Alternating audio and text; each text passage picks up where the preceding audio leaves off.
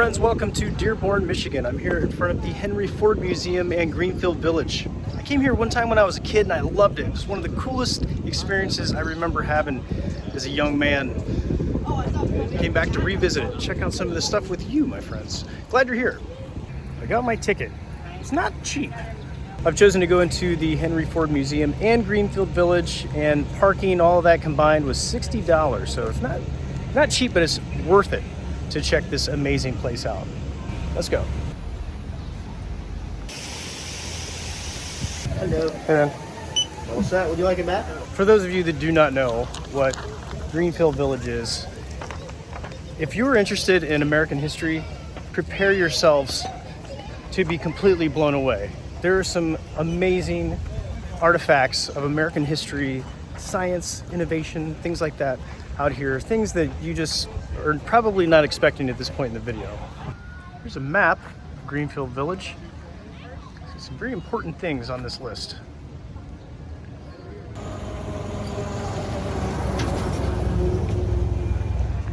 Henry Ford's childhood home. Not a replica, the real deal. Most of the buildings out here at Greenfield Village are the real deal. This home used to be located pretty close to here, and the sign says out front that Henry made sure that it looked exactly as he remembered it when he was a kid.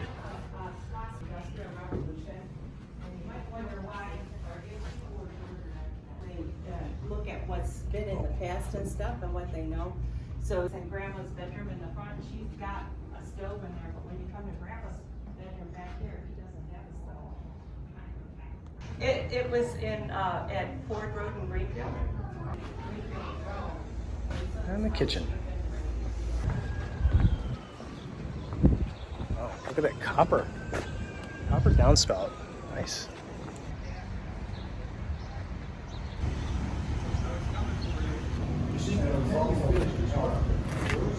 This is the workshop that Henry Ford built the quadricycle in. He had a job at the time and would just tinker around on his spare time and made this really cool car. Check it out. And so one of the things he did was, once he made his way through, Henry wasn't very good at advanced. Now that shed was the site of nearly all of Henry's early experiments. First Ford Motor Company. This is just a replica. It's a quarter the size of the original.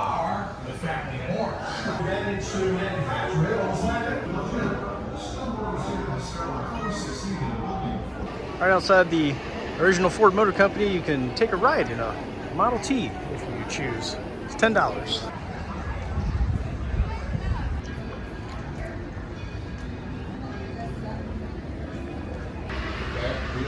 So your dress assistant. Thank you. Back in the pants or shorts, they would always wear dresses or skirts. In the back room, they constructed the first airplane. Hello, folks. How you doing? Good. How are you? Welcome. He was here, but I don't think he was up there. Maybe It's the same shop that the Wright Brothers designed the airplane in. Kind of weird. Made their own wind tunnel.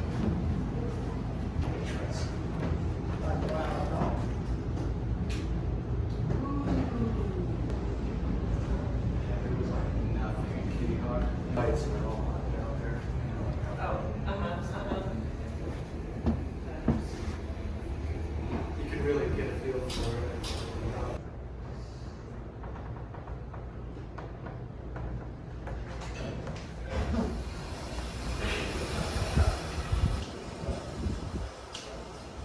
Heinz House. This building was originally built in 1854 in Sharpsburg, Pennsylvania. Now lives here. Yeah, that's fine. I have to check into that. Yeah, as long as you got onions in it, you got it.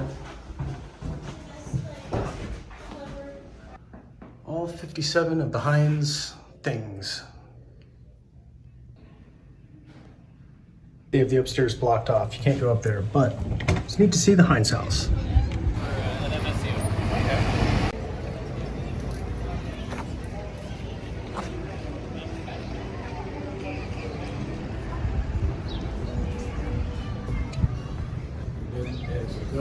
neither of them married, and so they lived here with their father and the church newspaper. And Wilbur became one of the editors of like some of the stories. This is a copy of the telegram that they sent to their father here at the house. She died No electricity here, it's all gas. Picture we saw of the two Wright brothers sitting on the steps were taken right here. Same steps. I stopped to get some custard. I'm just reflecting on the things I've already seen. We haven't hardly even started. We've been in the Wright Brothers shop, the real Wright Brothers shop, in their home. And to think of all the energy and the inspiration that went through those places, it's just amazing. Wow.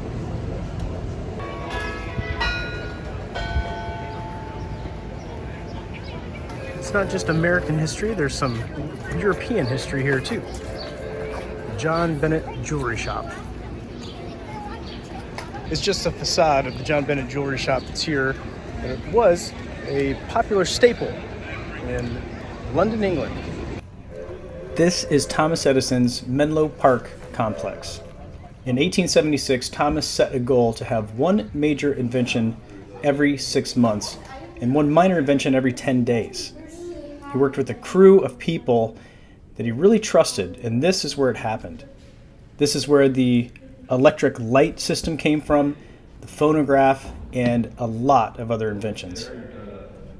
This 75 horsepower steam engine was what powered all of these lathes in this shop.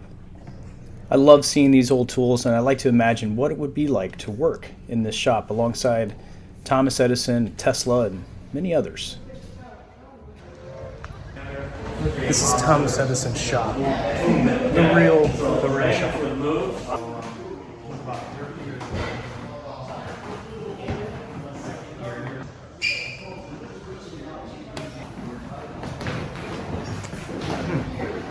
Many things at this time. Two of the things that Thomas home.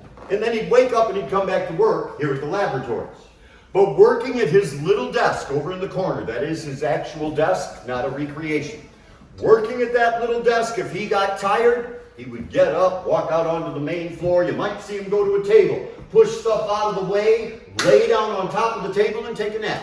He'd crawl underneath the table, take a nap, slump over in a chair. He was the boss. He was allowed to do that. In a lab that really doesn't look like it belongs in a laboratory. Pipe organ. Oh, very good, sir. Yeah, the pipe organ. You'd expect to see that at church, not in a lab. And the men around him worked the upper floor. Behind them is the organ from 1880. For an orbital Wright, we called it the Wright Day of Celebration in September. Supposed to play it for the Wright Day of Celebration. Well, Tom got rich overnight. He was a telegraph operator, and he invented this telegraph machine that would give 4 signals instead of just 1. And the company bought it for 30 grand, which is about $1 million at that time in the late 1800s.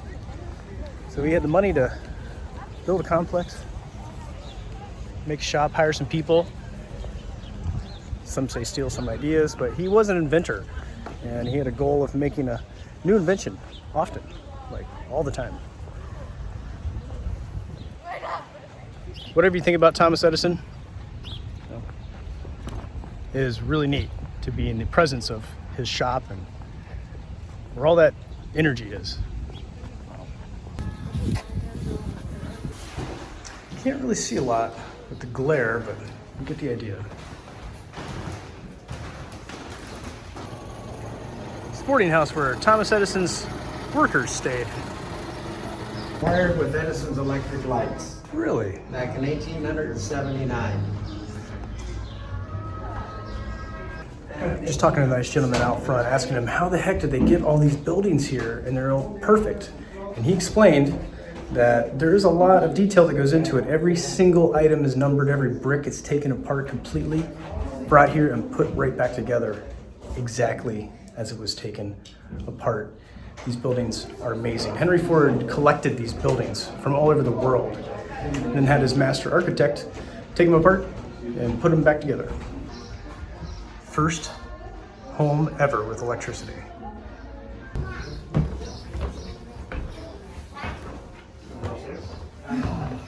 We're gonna find the floor. In the room next door is the closer.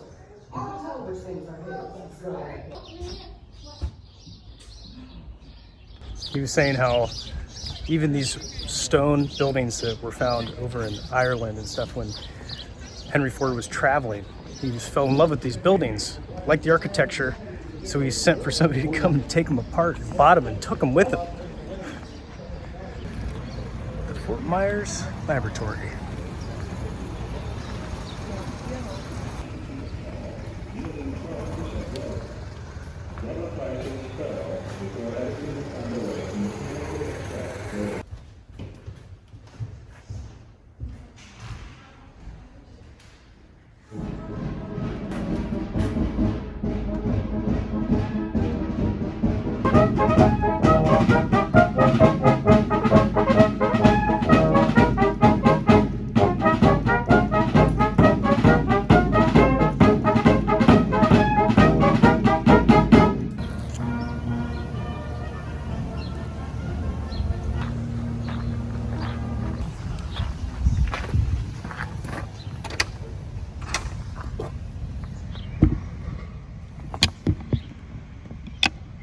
But all you can see, the home of Robert Frost. I could not travel both and be one traveler. Long I stood and looked down one as far as I could to where it bent in the undergrowth. Then took the other as just as fair, and having perhaps a better claim because it was dressy and wanted wear. Noah Webster's home. Noah and his wife Rebecca spent about the last 20 years of his life. Now this room that you're looking at was really important to Noah because it was painted green. It's amazing how rich you can get from selling words.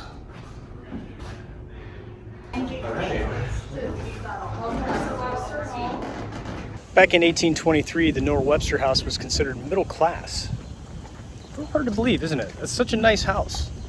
This is one of the homes that Henry Ford found overseas.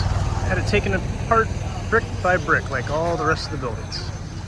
Some time ago, after this house was reconstructed here, they discovered that there were some problems with it and it started to crumble. So they did some research and found out the original mortar used. Same with this and some other brick buildings around here.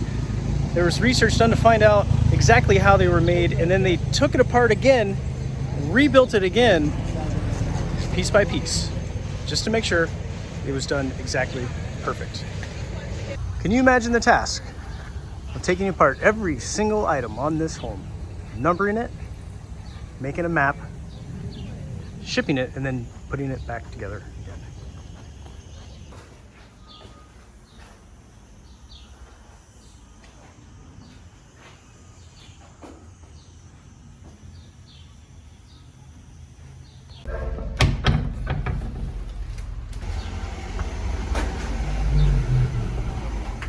Got to be the most historical condensed area in the United States.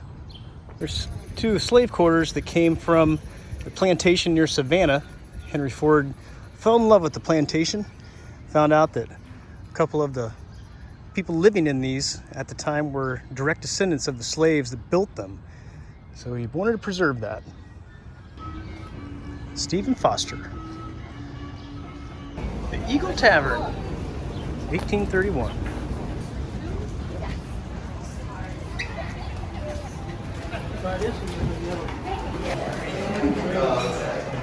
Wow. Had to get a pint at the Eagle Tavern.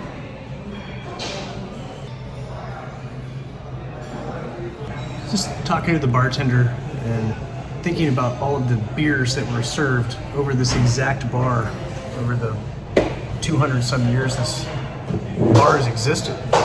Yes, it wasn't here, it was somewhere in Pennsylvania. It's cool to be in this space, regardless of where it's sitting on the planet of Earth. It's the same building, same atmosphere. It's very cool, very cool.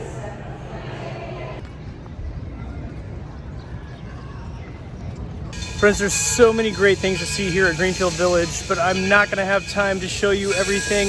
I'm going to make my way to the Henry Ford Museum next to check that